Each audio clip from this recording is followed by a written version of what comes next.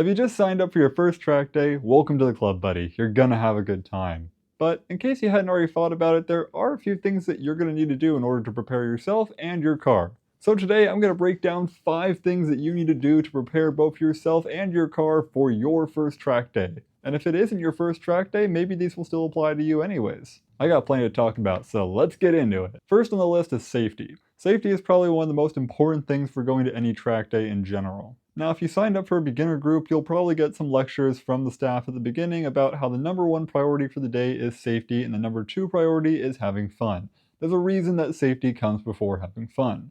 And when it comes to safety, there's probably 2 things you're going to need more than anything else. One is going to be a helmet. Usually you need an SA 2015 or SA 2020 and better helmet, but to be honest, anything from the last 5 to 10 years will normally do, and none of the track day hosts I've ever been to have actually ever checked the helmet. Second is you need a restraint system. A 3-point seatbelt is the bare minimum here, and to be honest, it's perfectly sufficient. You don't need to go out and install a bucket seat and a harness just to be able to go to the track. Now, a helmet and a 3-point seatbelt are the minimum requirements for going out on a track. But don't mistake minimum requirements with good enough. There's a lot more that I could go on a long tangent about here with regards to safety, and I'll just leave it at a 3-point seatbelt and a helmet aren't going to protect you from everything. If you've installed aftermarket seats that don't have the same sensors in them, or you have an aftermarket steering wheel that has the airbag removed, note that you've compromised the safety of your vehicle already. If your car is already upgraded with some 4-point harnesses, note that generally 4-point harnesses are a no-go unless they are ASM certified. ASM certified in this case means that they have an anti-submarining feature to prevent you from slipping under the belt in general. You'll notice a little piece of plastic that keeps some of the harness folded up so that when you actually get into a crash, it unfolds and allows your body to move in a way similar to a 3-point seatbelt. Also, just a quick note on safety in general regarding motorsports. Motorsports is inherently dangerous. Generally, a racetrack is a pretty safe place to be sending it in the first place because there's a lot of built-in margin for error. A lot of tracks will have runoff, tire walls, gravel pits, or other means of stopping your vehicle if you go too far off the pavement.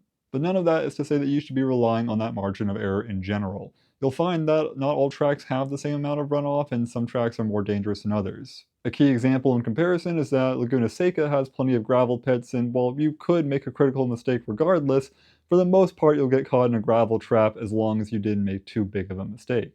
At Sonoma Raceway, on the other hand, you'll find that this is not so much the case. There's not a whole lot of runoff, there really aren't any gravel pits, and there's a lot of concrete walls. The biggest piece of advice I have for you regarding safety is just to make sure you know your limits when you go out. If this really is your first time at a track, then you're probably not going to be breaking any records anyways, and speed is not the name of the game. You're there to have fun, and the only thing more important than that fun is safety. So with safety out of the way, let's move on to the second thing you need to do, which is mechanical checks. No leaks, no creaks, no clunking, no weird noises coming from the engine. If your car is broken or in a bad state of repair, now is not the time to go to the track. I'm not saying you need to have a perfectly maintained car that has absolutely zero issues, but if you do have any known mechanical flaws with your car, now is probably the time to fix them. Some track day organizers might have a tech inspection sheet for download. I highly recommend that you download it even if it isn't required and just go through it yourself. Wear and tear on track cars is normal and it's expected that your car might take a beating, but don't take that to be an excuse for having a lack of maintenance on your car. If there's some weird noises coming from the suspension or from the engine or transmission, or there's just something wrong with your car in general, the steering wheel isn't straight and you haven't gone in alignment in a long time, I highly recommend getting all that taken care of before you go to the track. That said, there are a few minimum things that I recommend you check out on any car, whether it is new, used, partially used, modified, whatever. At the very least, you want to check your tires. Make sure that your tires are up to pressure, more on that in a little bit, and more importantly, make sure that you have enough tread. When I was in high school, I had a friend who was into cars that pretended to know everything, and he told me that I would easily go through a set of tires in a day at a track day. You're not going to go through a set of tires that quickly unless they are race tires. So just make sure that you have plenty of tread left and that you're not going out on bald tires, especially if you're in for some wet weather. Brakes are the next most important thing. Now, you don't really have to do anything here, and the name of the game is not modifying your car before you go to the track, but if I were to recommend anything here, it would be some better brake fluid. Better pads will help too, but that's usually a pretty pricey item compared to the brake fluid. Additionally, if you're on an older car, say from the 2000s or older, you might want to consider upgrading the rubber flex lines to be stainless steel. If you go out with your stock brakes and your stock brake fluid, you'll notice pretty quickly that you get what's called brake fade. Your brakes overheat really quickly and they become less effective. That doesn't mean you can't stop at all, it just means that you won't have as much stopping power as when your brakes were cold. It's worth noting that plenty of the people at a track day will be driving under these circumstances, and that's totally okay. Just know the limits of the vehicle and know that you're not going to be hitting any track records anytime soon. In general, you should check all the fluids in your car, but if you have a newer car or a car that hasn't really been tampered with that much, then this shouldn't be too much of an issue, with one exception. You want to change your oil, or at least inspect your oil. Pull out that dipstick and make sure that your oil's at a good level, and if it isn't, top it off. If you haven't changed your oil in a minute, you probably should. Your car's going to be under a lot of stress, and this is the time when all the additives in your oil get used up the most. I change my oil in between every track day. So every time I go out on track, I've got fresh oil in the car, and at the end of the day, I know that oil is pretty much done. If you're worried about the cost of changing your oil too often, look up FCP Euro oil changes, and you'll figure out the rest from there. So at a bare minimum, make sure to check the tread depth on your tires and check your oil before you go. And if you have a little bit of money to throw at it, get some better brake fluid while you're in there. And if you do find something wrong with your car that you need to fix before going to the track, just know that everyone has a long storied history of fixing their car immediately before a track day, including myself. As a matter of fact, I've got a water pump and a few other things to change out, and I've only got about 3 days before I go to the track. I'm procrastinating until I've got about 1 day left. Now, with all that said, let's talk about packing and what you need to bring with you to the track. I'm going to break this down to two parts. One is what you need for your car, and the other is what you need for yourself. Let's start with what you need for your car. There's one absolute must-have that you should have at the track day no matter what, which is a torque wrench and any associated sockets you need to tighten down your wheel lugs. The wheel lugs in your car do have a tendency to vibrate off eventually under hard enough loads, which you're going to be putting the car under during a track day. So in between sessions, you're going to want to torque your wheels down and make sure that none of those lugs are coming loose. And in order to do that, you'll need a torque wrench and whatever sockets you need to be able to adapt from that torque wrench to your wheel lugs. Any wheel locks or special sockets or keys that you need, make sure to bring them. The next two items aren't as important, but would definitely be nice and are pretty high on the priority list nonetheless. Those two items would be a tire pressure gauge and a tire inflator. You don't have to adjust your tire pressures at your first track day, and if it's too much to think about, then just leave them at the factory settings before you leave for the day and you'll be fine. Tires are one of those things that have a pretty wide margin for error, so going a little too high or too low won't necessarily screw you over, it just will reduce or increase performance accordingly. Generally, if you're driving your car to the track, you want to have your tire pressures inflated more on the way to the track or close to your factory settings, and then when you get there, air them down so that when they get hot when you go out on track, you'll have more grip. But then again, for your first 2 laps, you'll also have less grip because when the tires are aired down initially and they're still cold, you generally don't have as much grip. So if this is too much for you and you don't really want to mess around with it, then that's fine. But I would still recommend having a tire inflator and a tire pressure gauge on hand. It does come in handy for at least knowing what your tire pressures are after each session. All the other tools on the list are nice to have, but definitely not required. Ideally, you're not driving your car so hard that you're going to break something, but if something does break, you might need to be prepared to fix it right then and there. So I'd recommend bringing just the normal tools, your socket sets, screwdrivers, wrenches, hammers, pliers, wire cutters. If you really want to go all out, bring your impact gun and your floor jack and some jack stands, whatever you can fit in the car and whatever makes you feel more at ease knowing that you have your tools with you. If you have a general purpose tool bag that you take with you in one of your cars, then just throw that in the trunk and call it good enough. Perhaps some slightly more important tools to have that you might not need but could come in pretty handy are a code reader and a multimeter.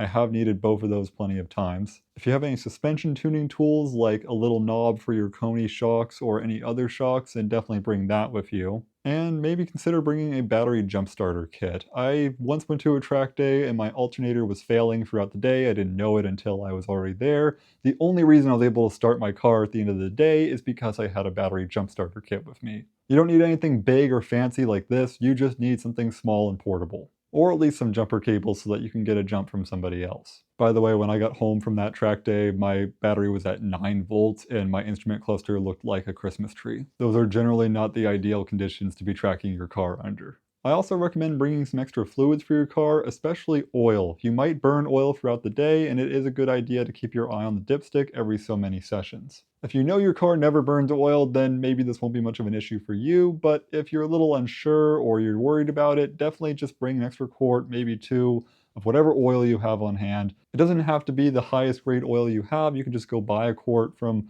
a gas station or O'Reilly's as long as it's the same weight as what you normally use. Just have some emergency oil on hand in case your car ends up burning oil, or in case you were low on oil because you didn't check it in the first place. I carry this entire box of fluids with me to every track day, and to say it's overkill is putting it lightly. I've needed oil a few times, and I've actually even needed coolant once or twice, but to be honest, everything else in here, like this differential fluid and this power steering fluid, I've never really needed any of those, and I don't know why I continue to bring them. If you do bring oil, do bring a funnel though. That'll be pretty helpful. Now those are all the things that your car might need, but let's talk about the packing list for you. Generally speaking, you're probably going to be at a track day for a whole day, and if you're like me and you don't live directly close to the track, it's going to be at least a few hours to get back and forth, so you're really committing to a full day out. So bring everything you might need for a whole day. If you need sunscreen or lip balm, you need water bottles, bring whatever you might need for a day. Not all tracks I've been to have a good water fountain, so do bring extra water bottles that are already full of water for you to drink. You're going to get hot driving for 20 minutes at a time, and if you live in a hotter climate, it'll be even worse, so definitely bring some water. Food is another thing to consider. Many tracks have some sort of cafe or place to eat nearby, and honestly, this kind of just varies from track to track. There are some tracks where I specifically only bring the most minimal of snacks because I love the food they have so much, and there's a few other tracks where, well, food kind of sucks. If you have any friends that go to the track already, just ask around. They'll probably give you a good inclination as to whether or not the food there is good, or just consider bringing your own lunch in the first place. And bring some extra snacks so that you have something to eat throughout the day, because it probably will be a long day. Now, generally at a track day, it's pretty safe to leave your stuff out as long as you're not just leaving out straight cash or items of high value. People at track days are generally well behaved, and you won't get people trying to steal your stuff if you just leave it out. I mean, everyone has to leave their stuff out while they go out on track. Now, I like to bring a tarp for all of my stuff, but I don't live in a hot climate where I need something big like a tent. If you do live in a hot climate or somewhere where there's going to be a lot of sun and maybe there's not a lot of shade in the paddock, be sure to bring some sort of pop-out tent or canopy so that you can stay cool. For me, having a tarp is just a nice way to put all my stuff on the ground, including personal belongings, and keeping them from getting dirty. There's usually a lot of oil and grease things packed into the pavement, so it's kind of nice just to keep your stuff clean. And if you live in a hotter climate, you'll probably want to bring some sort of canopy or tent so that your water and other things that you have sitting out don't boil. Trust me, I've been to a hot track day where all my water was sitting out in the hot sun, and it was not a very refreshing experience. And in line with that canopy and that tarp, you probably want to bring a chair to sit in. You can sit in your car, and honestly, plenty of people do, but if you want to sit outside and enjoy the sun a little bit, bring a chair. Fold-out chair works just fine. I've brought this fold-out chair to practically every track day I've been to, and it's been a nice accessory to have every time. Especially if you're sitting in your bucket seat all day or you have a hard seat to sit in, then it's nice to bring something that's at least a little bit comfortable for sitting in that isn't your car. So that's everything that you need to pack in your car for your car and yourself. But there's one other big item that we haven't talked about yet, and that is preparing yourself. You're going to be physically exerting yourself while you're out on track, and you're probably going to be out in the weather while you're not on track. It might be hot out, it might be raining, it might be cold, it might be windy. Who knows? You're out for a whole day. And during that whole day, you're doing everything from driving to keeping track of other cars around you to looking out for flag workers or even learning a track for the first time, so there's plenty for your brain to constantly keep busy with. It can be kind of sensory overload for some people. There's a few things you can do to help prepare for this though. One is that if you're into sim racing, go ahead and load up the track that you're going to. If you have Assetto Corsa or any other game where you can add in tracks, go ahead and try to find the track that you are going to. Load up that track in a slow car and just go around for a while and learn the track as best you can. Get a feel for how it looks in the game and know that it'll look pretty similar to that in real life. Just note that there probably are some subtle differences. For example, Laguna Seca in most video games was rendered a long time ago and doesn't account for the recent repave, including the new runoff areas that they added in Turn 5 and Turn 9. They've also just modernized the track in a lot of other little ways, and there's plenty of runoff or pavement where there isn't in most video games. So just know that sim racing isn't necessarily going to be the be-all end-all for learning the track, but it is going to be a pretty helpful tool. Secondly, just remember that you're driving your own car, and you should be pretty familiar with it by this point. If you're not, make sure that you've taken the time to get familiar with it, because it's going to be a lot harder to drive a car on track that you're unfamiliar with because you're already trying to figure out so many other things at the same time. Just remember to keep yourself in check. There are limits to what you and your car can do, and chances are the limiting factor for now is probably going to be you. And that's totally fine. It's going to be the limiting factor for most people going out for their first track day. Remember that you're not there to hit lap record after lap record. You're not there to set the track record for a given track. You're there to learn how you can maybe one day be the guy who sets the track record. Driving on a racetrack is an incredible experience. You get to go full send, there's no speed limit, there's no cop hiding behind a corner, a radar gun that you have to worry about. You're just able to go as fast as you can physically go in your car. It costs money to go to these events, so make full use of it. Just know your limits and keep yourself in check, and you'll be fine. And on a side note, if you do see people go past their limits and crash their cars, remember that cars are replaceable and people aren't. Always make sure that everyone is okay and never give people shit for crashing. Sometimes people just have to learn the hard way. It's unfortunate and I don't like it that way, but that's just how it is. So with all that said, go out to your first track day and see how it goes, and let me know in the comments below. I'd love to hear some stories from you guys as to how your first track day went. Or if you've already been to a track day, tell me anyways. What was it like for you, and were there things that you regretted? Do you think you did a good job of preparing or not? As always, thank you for watching. If you liked this video, don't forget to leave a like and consider subscribing. It lets YouTube know that more people like you want to watch more videos like this. I hope you learned something new. Thank you so much for watching. Have a wonderful day, and as always, I will see you in the next one.